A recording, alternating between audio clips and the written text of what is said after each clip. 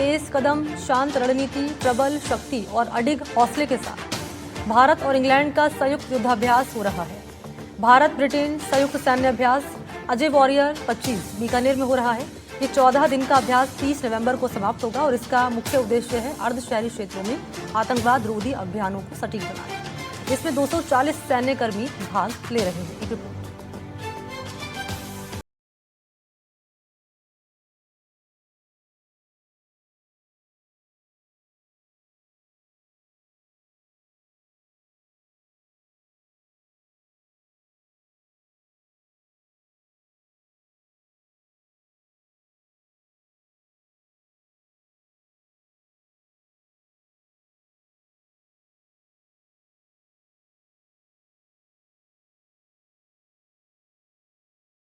हिस्सा ले रहे हैं, जिनमें भारत और ब्रिटेन का समान प्रतिनिधित्व है।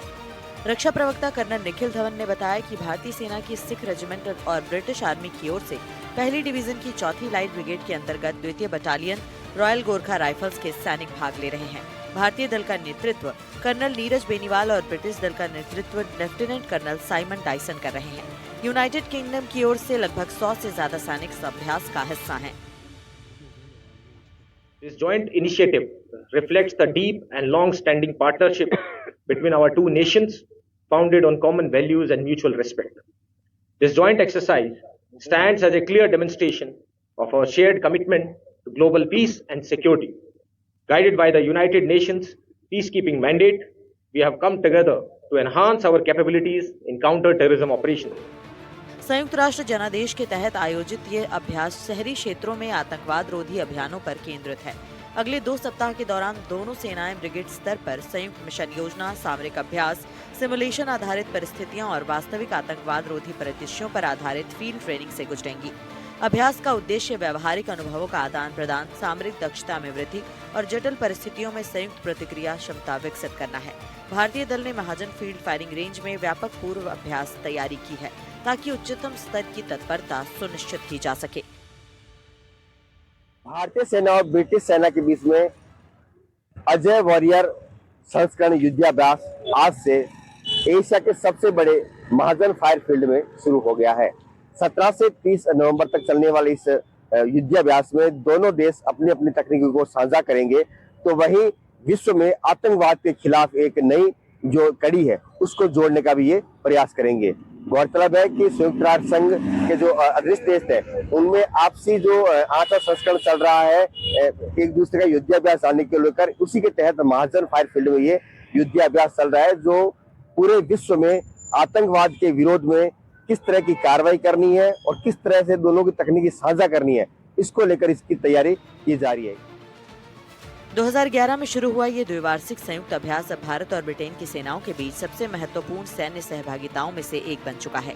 अजय वॉरियर 2025 प्रोफेशनलिज्म, आपसी सहयोग, क्षेत्रीय स्थिरता और वैश्विक शांति के लिए दोनों देशों की साझा प्रतिबद्धता को मजबूत करता है। यह अभ्यास दोनों सेनाओं को एक दूसरे की क्षमता समझने, दक्षता को नए स्तर तक ले जाने में महत्वपूर्ण भूमिका निभाएगा। अजय वॉरियर हमेशा से इंटरऑपरेबिलिटी बढ़ाने का प्रमुख मंच रहा है।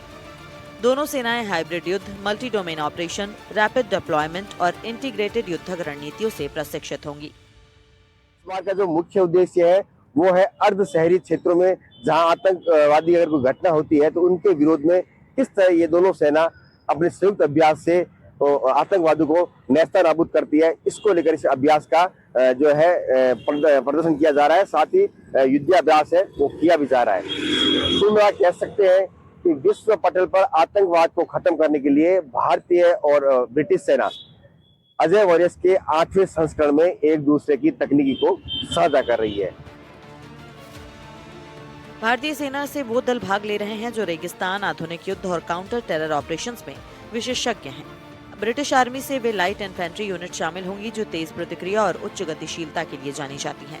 संयुक्त रूप से कंबाइंड इंटीग्रेटेड बैटल टीम्स तैयार कर मिशन की योजना से लेकर अंतिम कार्रवाई तक की प्रतिक्रियाएं साझा की जाएंगी।